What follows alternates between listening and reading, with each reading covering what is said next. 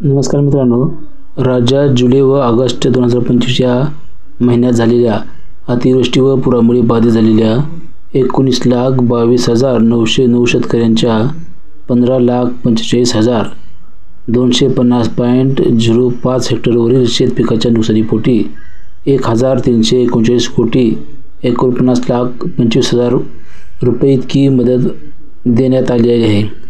तर याचीच आपण सविस्तर माहिती आपण व्हिडिओच्या माध्यमातून पाहणार आहोत। तत्पूर्वी चॅनलवर नवीन असेल तर चॅनलला जरूर सबस्क्राईब करा आणि बेल नोटिफिकेशन ऑन करा, अशीच माहिती पण तुम्हाला व्हिडिओ मिळत जाते। चला तर मग सविस्तर माहिती पाहूया। तर बघा, यंदाच्या पावसाळ्यात झालेल्या अतिवृष्टी व पूर परिस्थितीमुळे शेतकरी अडचणीत सापडला आहे।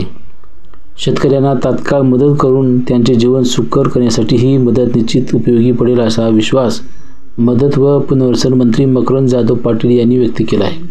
तर यामध्ये 20 जिल्ह्यांना ही मदत देण्यात आलेली आहे। त्यामध्ये बघा, अमरावती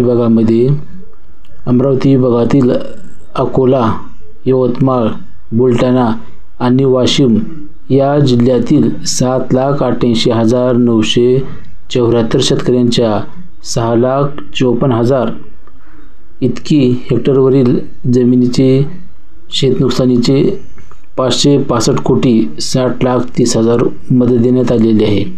तर त्यानंतर बघा, दुसरा आहे नागपूर विभाग।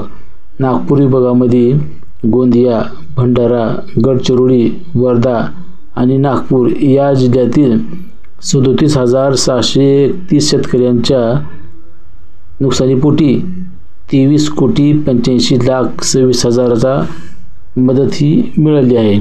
त्यानंतर बघा, पुणे विभागातील नुकसानीसाठी पुणे विभागातील कोल्हापूर जिल्ह्यातील 36,559 शेतकऱ्यांच्या नुकसानीपोटी 14 कोटी 28,52,000 मदतीस मान्यता देण्यात आली आहे।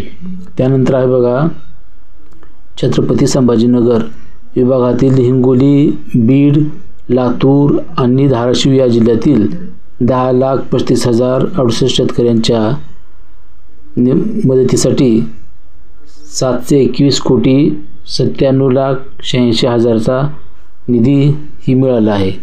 त्यानंतर आहे बघा, नाशिक विभागामध्ये धुळे, नंदुरबार, जळगाव आणि अहिल्यानगर जिल्ह्यातील 24,677 शेतकऱ्यांच्या मदतीसाठी 13 कोटी 77,31,000 मदतीची मान्यता मिळाली आहे।